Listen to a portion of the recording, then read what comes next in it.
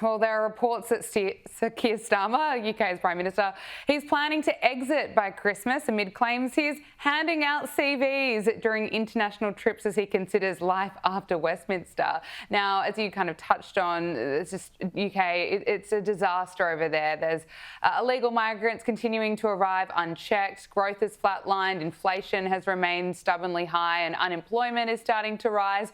Mia, what do you make of these reports, though, that Starmer could be gone by Christmas? These reports don't shock me at all.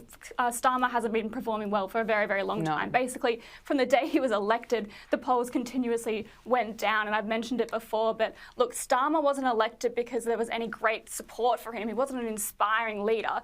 Voting for Starmer was just basically a vote to kick out the Tories, but it wasn't because people wanted Starmer, but I do think people are shocked at just how poorly Starmer has continued to perform, and I think it was the Labour MPs themselves who said that this budget will either make or break Starmer. Well, I think it's pretty clear that this will break Starmer. There's no coming back from this. I do think that he will try and kibosh Reeves first, and he'll try and hide behind her, put all the blame on her and try and hang on a little bit longer, but I don't think it will work because what this budget shows is that he doesn't get it. He does not understand how broken Britain is. You're legislating a couple of handouts here and there in this budget. You have no idea how much Britain is struggling under these disastrous policies.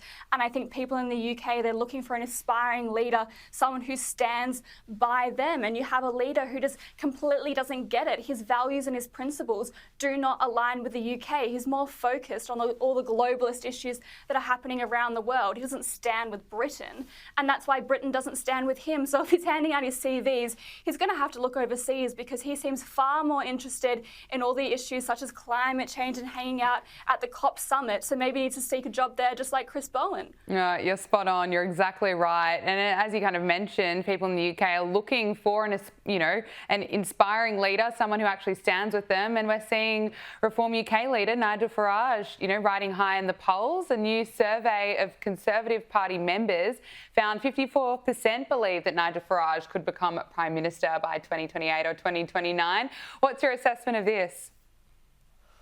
Again, this poll doesn't surprise me. I think he will become Prime Minister. I think he's got what it takes.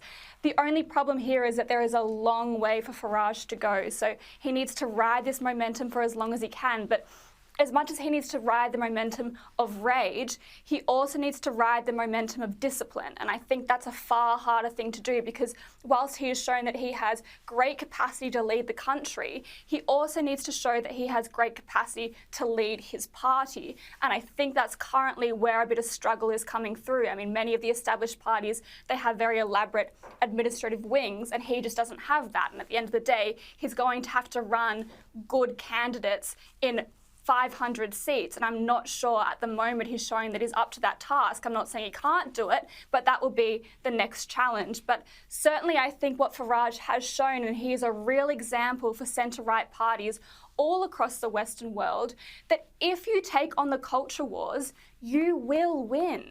I mean, especially here in Australia, we've had the centre-right parties running away from the culture wars because the left for so long has told them that if they dare go near it, they'll lose. Well, it's no wonder the left has tried to tell them to stay away because even the left understands that the right will always win the culture wars. So I applaud Farage for how much he has stood up in these battles. He is streaming ahead in the polls, and I just hope he can maintain that discipline if he wants to be Prime Minister at the next election.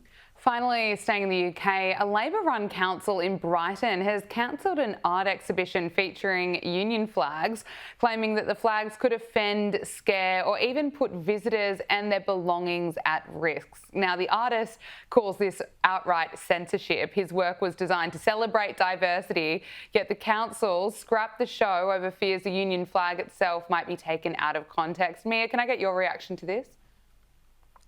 Well, just to my point before, this just shows if you fight the culture wars, you can win. But in this situation, I don't think there needs to be much fight.